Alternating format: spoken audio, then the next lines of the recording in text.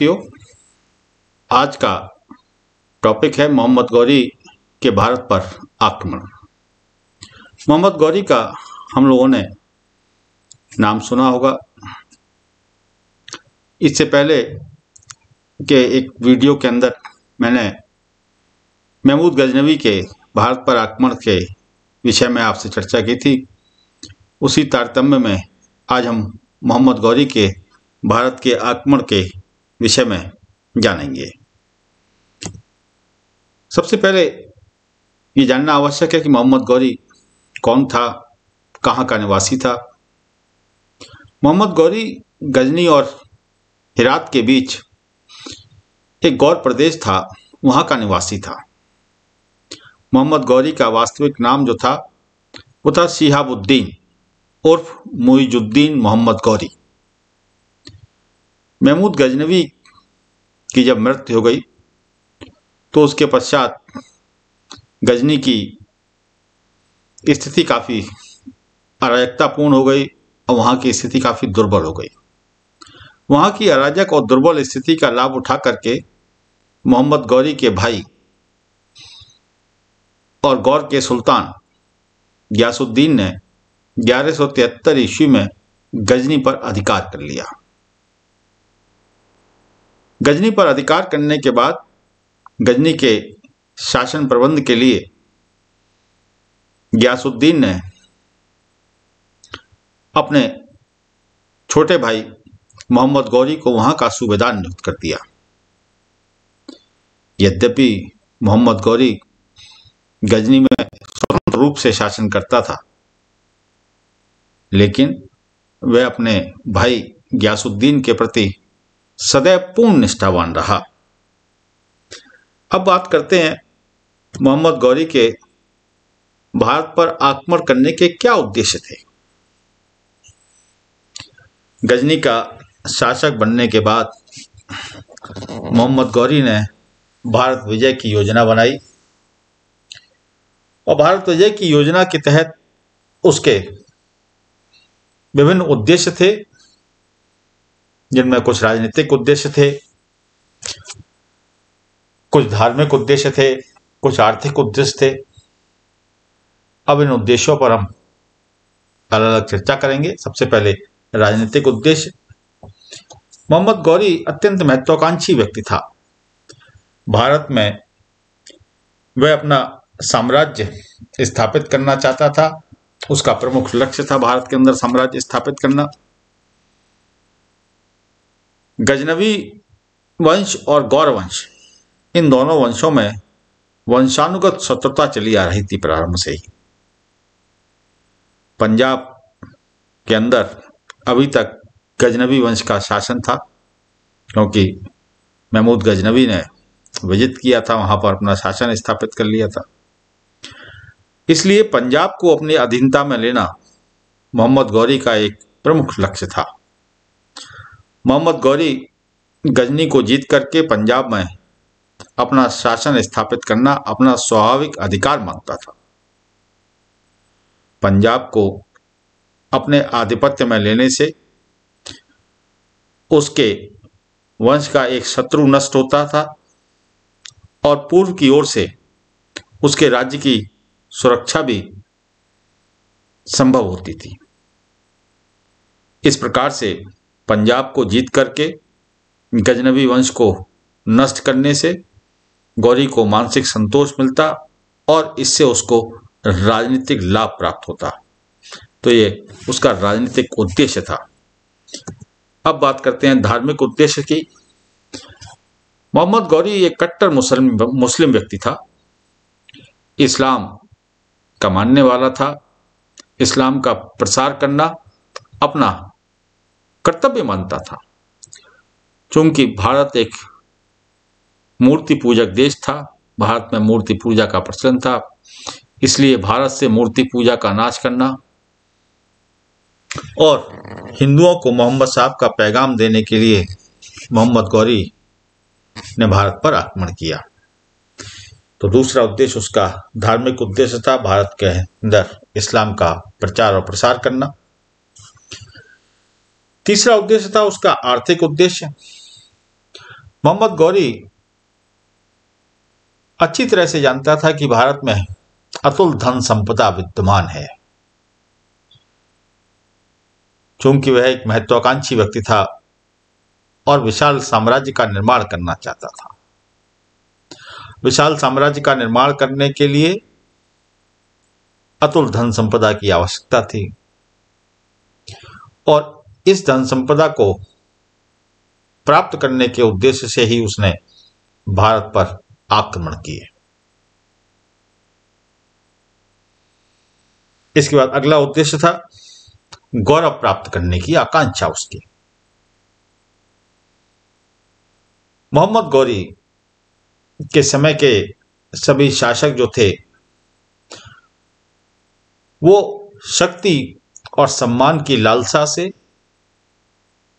अपने अपने राज्य का विस्तार करना चाहते थे,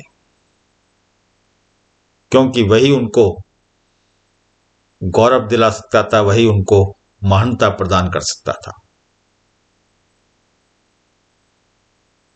तो इसी परिप्रेक्ष्य में मोहम्मद गौरी भी गौरव प्राप्त करने की आकांक्षा रखता था।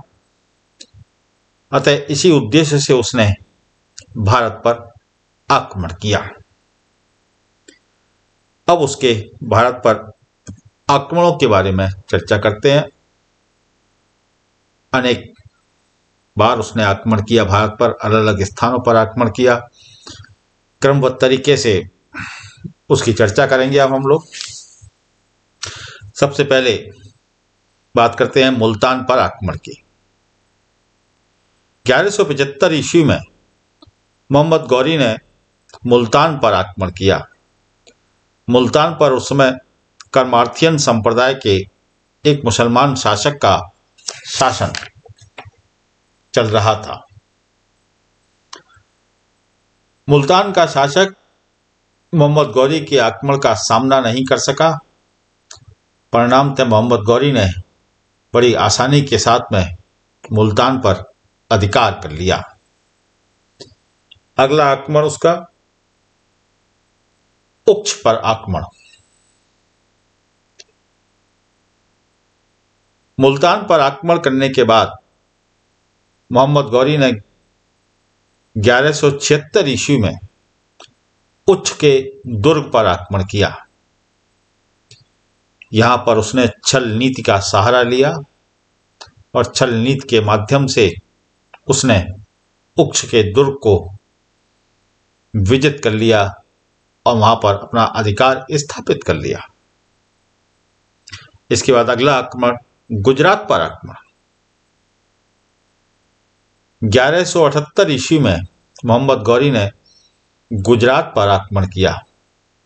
गुजरात के शासक गुजरात के जो शासक थे उनका नाम था मूलराज द्वितीय। मूलराज द्वितीय ने आबू पर्वत के निकट मोहम्मद गौरी का सामना किया। मूलराज द्वितीय की सेनाओं ने मोहम्मद गौरी को बुरी तरह से परास्त किया।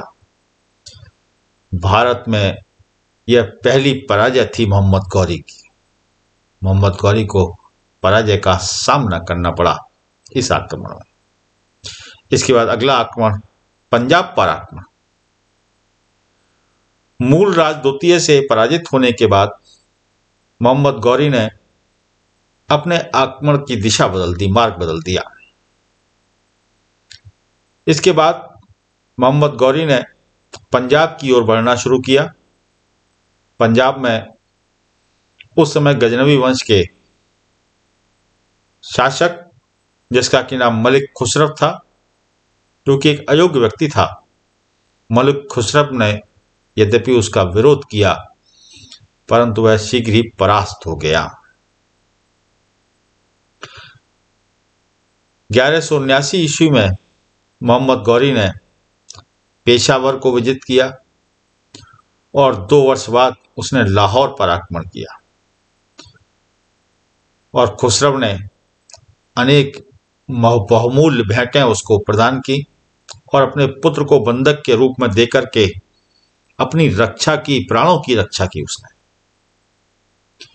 इसके बाद 1185 ईस्वी में मोहम्मद गौरी ने सियालकोट को विजिट किया पंजाब में और वापस चला गया।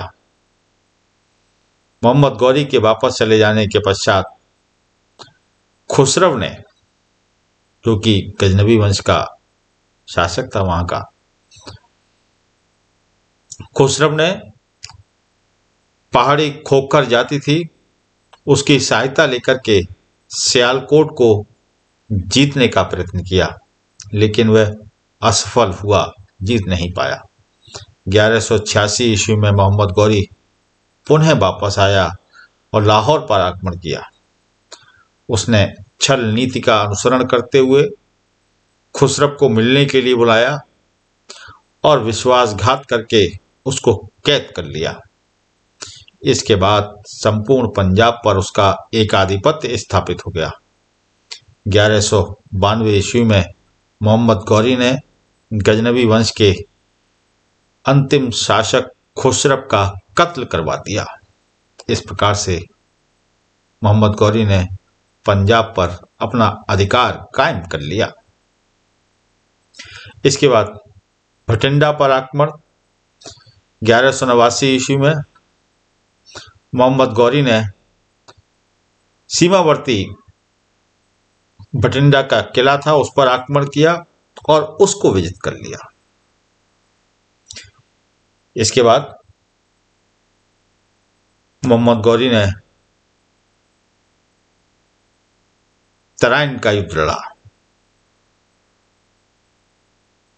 पंजाब को विजित करने के बाद मोहम्मद गौरी के राज्य की सीमाएं जो थीं वो दिल्ली और अजमेर के जो शासक थे जिनका की नाम पृथ्वीराज चौहान था उनकी सीमाओं से मिलने लगी थी। मोहम्मद गौरी के भटिंडा पर अधिकार कर लेने के बाद पृथ्वीराज चौहान सशंकित हो उठे। इसलिए मोहम्मद गौरी का सामना करने के उद्देश्य से एक विशाल सेना के साथ में, शक्तिशाली सेना के साथ में पृथ्वीराज चौहान ने मोहम्मद गौरी का सामना करने के लिए कूच कर दिया अपनी सेनाओं को लेकर के। 1191 ईस्वी में थानेश्वर के पास में स्थित तराइन का मैदान, वहां पर दोनों पक्षों का घमासान युद्ध प्रारंभ हुआ। इस युद्ध में मोहम्मद गौरी जो था वो गंभीर रूप से घायल हुआ। अपने कुछ वफादार सैनिकों की सहायता से रण क्षेत्र छोड़ करके भागने में सफल हुआ। मोहम्मद गौरी के भागते ही जो मुस्लिम सेना थी वो युद्ध छोड़ करके भाग निकली। मोहम्मद गौरी की भारत के अंदर यह दूसरी पराजय थी।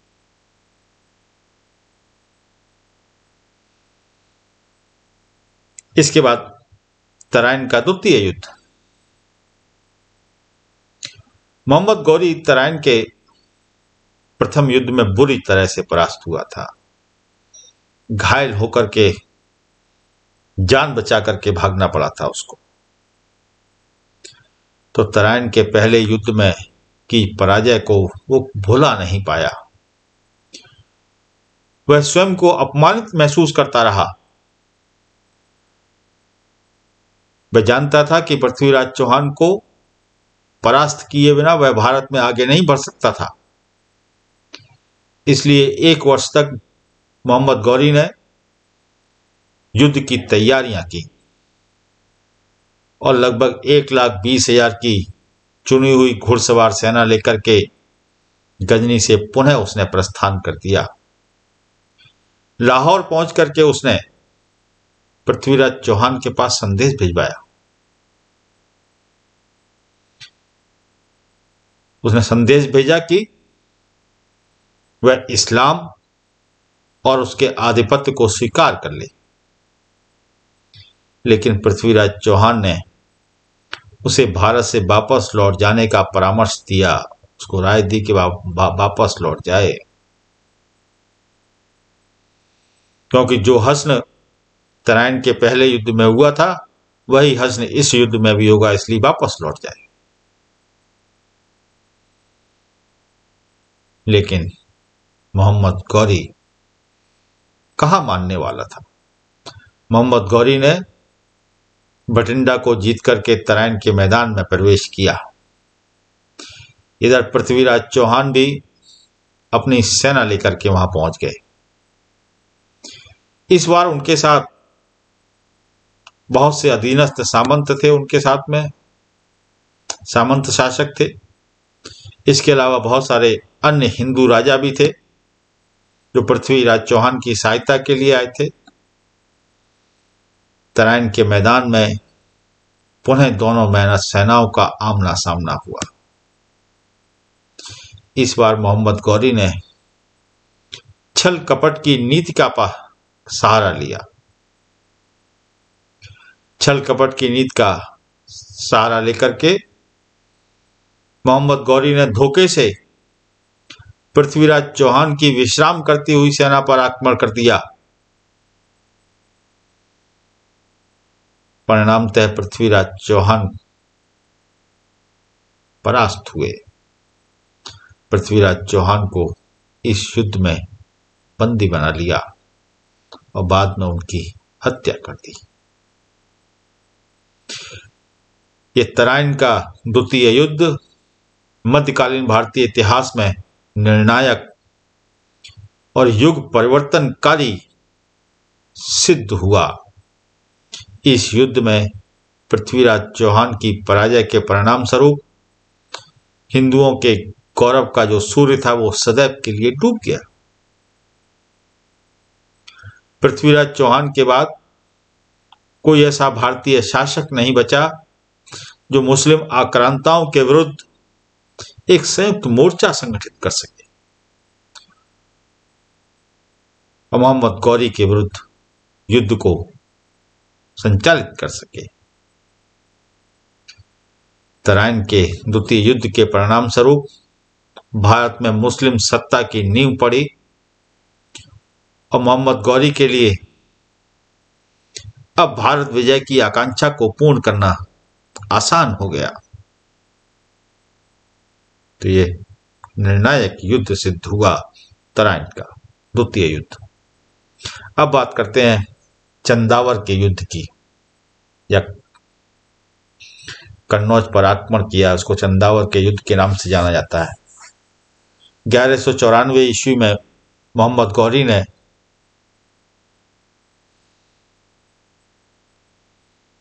कन्नौज के शासक जो कि गहरवाल वंश से संबंधित थे, जिनका की नाम जयचंद था, उन पर आक्रमण किया। उस समय कन्नौज जो था वो उत्तर भारत का बहुत ही शक्तिशाली राज्य माना जाता था। जयचंद की पृथ्वीराज चौहान से शत्रुता थी और इसी कारणवश जयचंद ने पृथ्वीराज चौहान को सहायता प्रदान नहीं की थी जब उसका मोहम्मद गौरी से युद्ध हुआ था।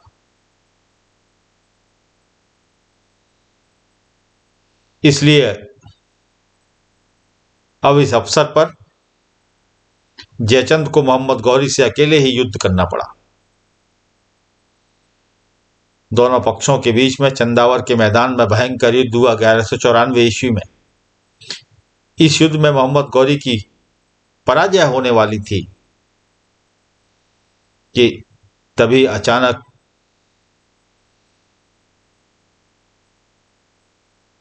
जयचंद के एक तीर लगा जो कि कुतुबुद्दीन ऐबक ने चलाया था। परिणामतः जयचंद की मृत्यु हो गई और जयचंद की मृत्यु होते ही पूरी हिंदू सेना में भगदड़ मच गई। मोहम्मद गौरी को युद्ध जीतने में बहुत आसानी हो गई। इस युद्ध को जीतने के बाद मोहम्मद गौरी ने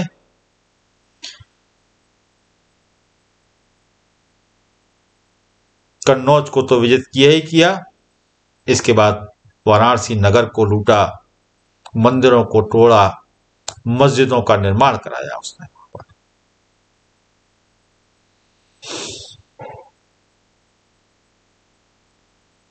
अब अगला बात करते हैं अजमेर, झांसी और दिल्ली में विद्रोह।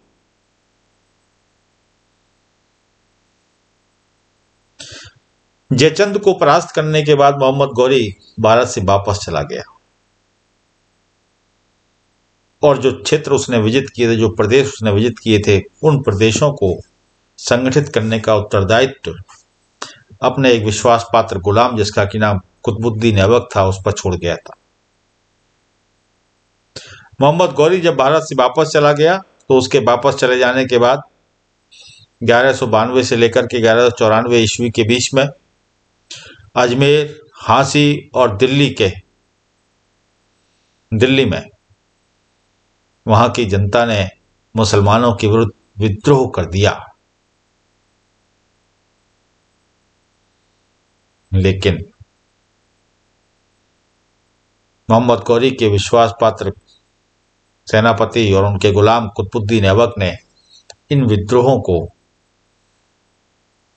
बड़ी वीरता के साथ में दबा दिया। अब बात करते हैं बयाना और ग्वालियर पर आक्रमण की। 1195-96 ईस्वी में मोहम्मद गौरी एक बार फिर भारत आया। इस बार उसने बयाना को जीता और तत्पश्चात उसने ग्वालियर पर आक्रमण किया। ग्वालियर का किला जो था बहुत अत्यंत मजबूत सुदृढ़ किला था। इस कारण उस पर अधिकार करना आसान काम नहीं था। इसलिए मोहम्मद गौरी ने ग्वालियर के शासक, जिनका कि नाम सुलक्षण पाल था, उनसे संधि कर ली और ग्वालियर के शासक ने मोहम्मद गौरी से की अधीनता स्वीकार कर ली। लेकिन मोहम्मद गौरी ने संधि की शर्तों का उल्लंघन करके ग्वालियर के किले पर आक्रमण कर दिया। लगभग 1.5 वर्ष के भीषण संग्राम के बाद मोहम्मद गौरी का ग्वालियर के किले पर अधिकार कायम हो गया। इसके बाद बात करते हैं अब गुजरात पर आक्रमण की। मोहम्मद गौरी के भारत से चले जाने के बाद राजस्थान में एक बार पुनः विद्रोह हुआ। राजस्थान के मेद और चौहान राजपूतों ने गुजरात के चालुक्य शासकों से सहायता प्राप्त करके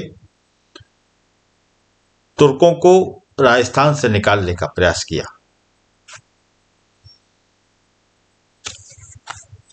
कुतुबुद्दीन ऐबक, जो कि मोहम्मद गौरी का सेनापति भी था और गुलाम भी था, उसने गजनी से सहायता प्राप्त करके राजपूतों पर आक्रमण किया और इन विद्रोहों को दबा दिया।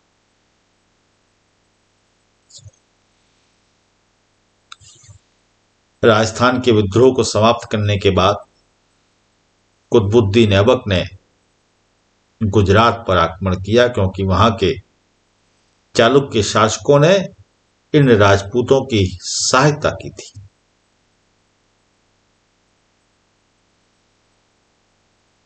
उस समय चालुक्य राजवंश के जो शासक थे, उनका नाम था भीम द्वितीय। कुतुबुद्दीन ऐबक ने भीम द्वितीय की राजधानी अनहिलवाड़ पर अधिकार कर लिया। लेकिन कुतुबुद्दीन ऐबक अधिक समय तक गुजरात पर अपने अधिकार को कायम नहीं रख सका। 1201 ईस्वी में भीम ने पुनः गुजरात पर अधिकार कर लिया। अब बात करते हैं अन्य प्रदेशों पर कुतुबुद्दीन ऐबक के आक्रमण। मोहम्मद गौरी के प्रतिनिधि के रूप में कुतुबुद्दीन ऐबक ने भारत के अंदर अपने सैनिक अभियान जारी रखे और साम्राज्य विस्तार के लिए सतत प्रयत्नशील रहा वो, जिसके परिणाम स्वरूप कुतुबुद्दीन ऐबक ने बदायूं, कालिंजर, महोबा, खजुराहो, बिहार और बंगाल के कुछ क्षेत्रों पर उसने अपना आधिपत्य कायम कर लिया। तो इस प्रकार से कुतुबुद्दीन ऐबक ने साम्राज्य विस्तार किया। बदायूं, कालिंजर, महोबा, खजुराहो, बिहार और बंगाल के कुछ क्षेत्रों पर उसका आधिपत्य कायम हुआ। अब बात करते हैं खोखरों से संघर्ष की।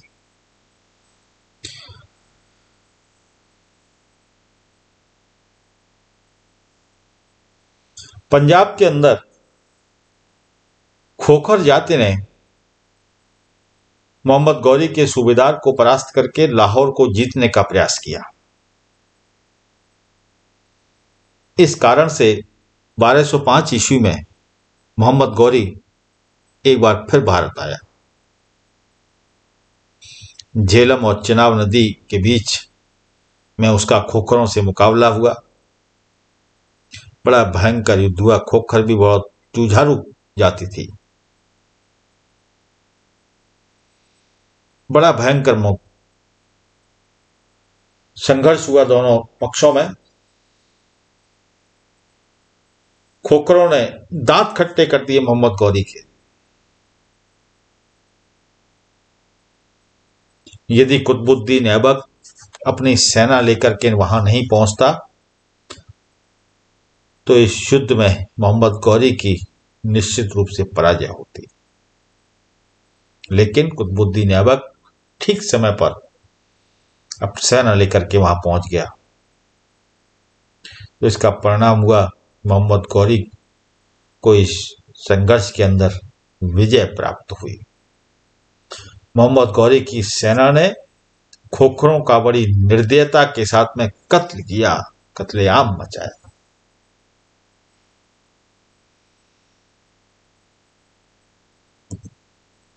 अब इसके बाद बात करते हैं मोहम्मद गौरी की मृत्यु के बारे में।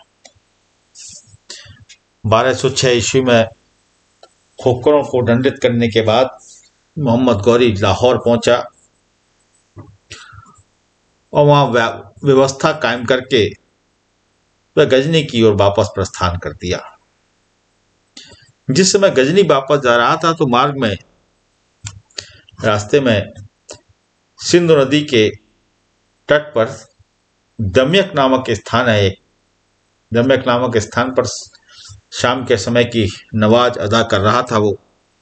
उस समय कुछ व्यक्तियों ने अचानक उस पर आक्रमण करके उसका कत्ल कर दिया। इस प्रकार से मोहम्मद गौरी का अंत हुआ। मोहम्मद गौरी ने यद्यपि भारत की विजय प्राप्त की थी किंतु उसने भारत पर शासन नहीं किया।